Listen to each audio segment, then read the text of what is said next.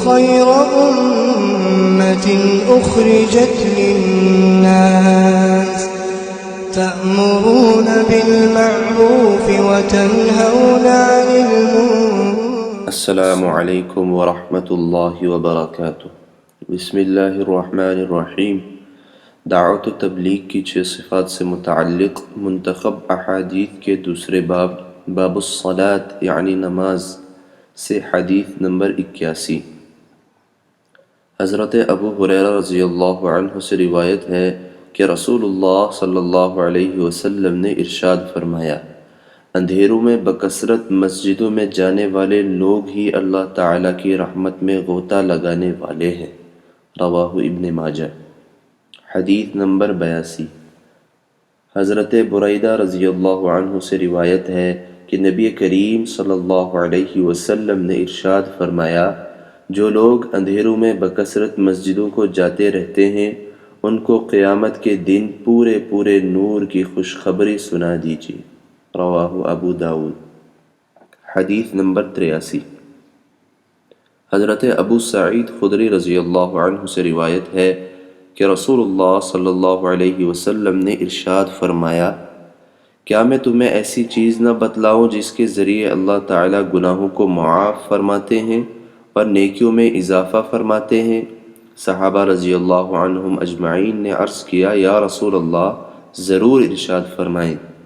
فرمایا، طبیعت کی ناگواری کے باوجود مثلا سردی کے موسم میں اچھی طرح وضو کرنا، مسجد کی طرف کثرت سے قدم اٹھانا اور ایک نماز کے بعد دوسری نماز کے انتظار میں رہنا. جو شخص بھی اپنے گھر سے وضو کر کے مسجد میں آئے اور مسلمانوں کے ساتھ باجماعت نماز پڑھے پھر اس کے بعد والی نماز کے انتظار میں بیٹھ جائے تو فرشتے اس کے لیے دعا کرتے رہتے ہیں، یا اللہ اس کی مغفرت فرما دیجئے، یا اللہ اس پر رحم فرما دیجئے. رواہ ابن حبان. حدیث نمبر 84. حضرت ابو ہریرہ رضی اللہ عنہ سے روایت ہے کہ رسول اللہ صلی اللہ علیہ وسلم نے ارشاد فرمایا، کیا میں تمہیں ایسے عمل نہ بتلاؤں جن کی وجہ سے اللہ تعالیٰ گناہوں کو مٹاتے ہیں اور درجے بلند فرماتے ہیں؟ صحابہ رضی اللہ عنہم نے عرض کیا، یا رسول اللہ ضرور بتلائیے. ارشاد فرمایا، ناگواری و مشقت کے باوجود کامل وضو کرنا، مساجد کی طرف کثرت سے قدم اٹھانا اور ایک نماز کے بعد دوسری نماز کے انتظار میں رہنا، یہی حقیقی رباط ہے. رواہ مسلم. فائدہ: رباط کے مشہور معنی اسلامی سرحد پر دشمن سے حفاظت کے لیے پڑاؤ ڈالنے کے ہیں، جو بڑا عظیم الشان عمل ہے. اس حدیث شریف میں نبی اکرم صلی اللہ علیہ وسلم نے ان اعمال کو رباط غالباً اس لحاظ سے فرمایا ہے کہ جیسے سرحد پر پڑاؤ ڈال کر حفاظت کی جاتی ہے، اسی طرح ان اعمال کے ذریعے نفس و شیطان کے حملوں سے اپنی حفاظت کی جاتی ہے. حدیث نمبر 86.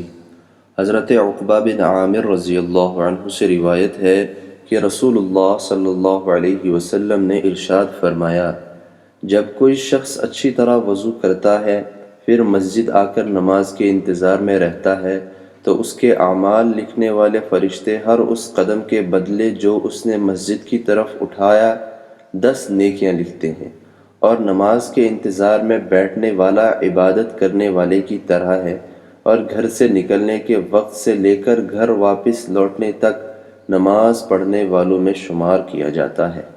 رواہ مسند احمد. حدیث نمبر 86. حضرت معاذ بن جبل رضی اللہ عنہ رسول اللہ صلی اللہ علیہ وسلم سے روایت کرتے ہیں کہ اللہ تعالیٰ نے رسول اللہ صلی اللہ علیہ وسلم کو خواب میں ارشاد فرمایا، اے محمد، میں نے عرض کیا، اے میرے رب میں حاضر ہوں. اللہ تعالیٰ نے ارشاد فرمایا، مقرب فرشتے کون سے اعمال کے افضل ہونے میں آپس میں بحث کر رہے ہیں؟ میں نے عرض کیا، ان اعمال کے بارے میں جو گناہوں کا کفارہ بن جاتے ہیں.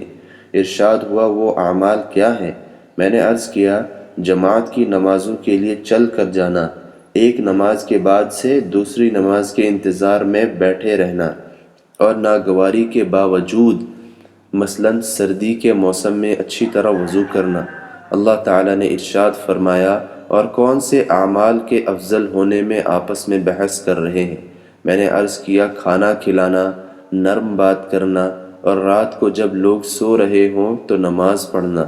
پھر اللہ تعالیٰ نے ارشاد فرمایا مانگو، میں نے یہ دعا مانگی، اللہم انی اسألک فعل الخیرات وترک المنکرات وحب المساکین وان تغفر لی وترحمنی وَإِذَا أَرَدْتَ فِتْنَةً فِي قَوْمٍ فَتَوَفَّنِي غَيْرَ مَفْتُونٍ وَأَسْأَلُكَ حُبَّكَ وَحُبَّ مَن يُحِبُّكَ وَحُبَّ عَمَلٍ يُقَرِّبُ إِلَى حُبِّكَ۔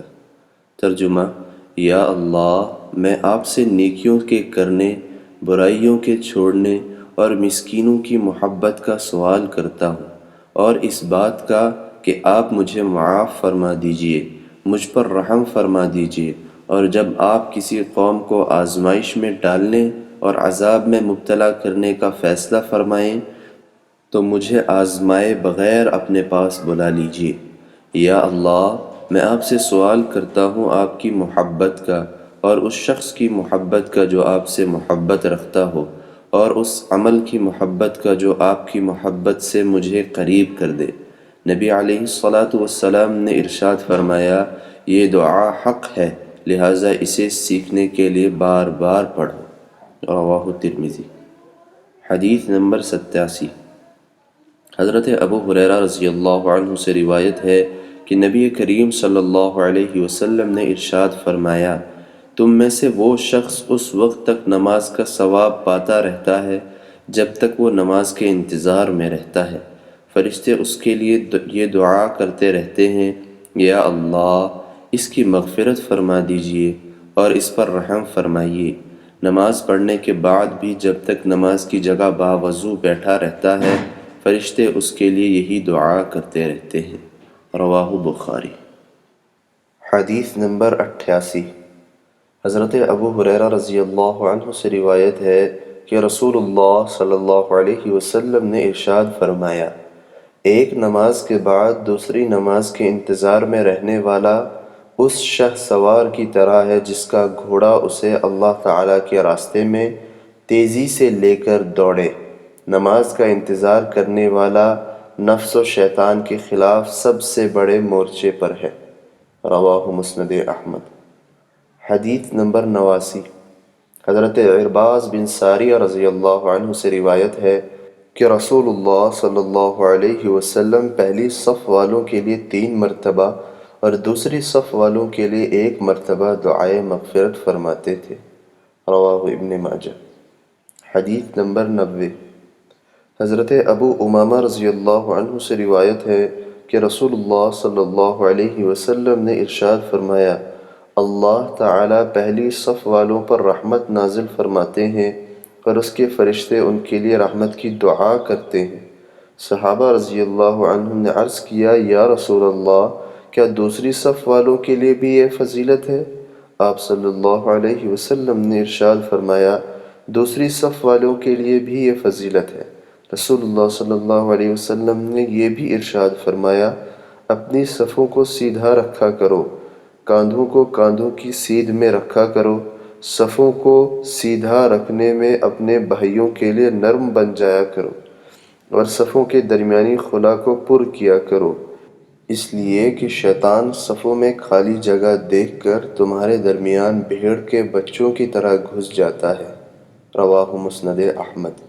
فائدہ: بھائیوں کے لیے نرم بن جانے کا مطلب یہ ہے کہ اگر کوئی صف سیدھی کرنے کے لیے تم پر ہاتھ رکھ کر آگے پیچھے ہونے کو کہے تو اس کی بات مان لیا کرو۔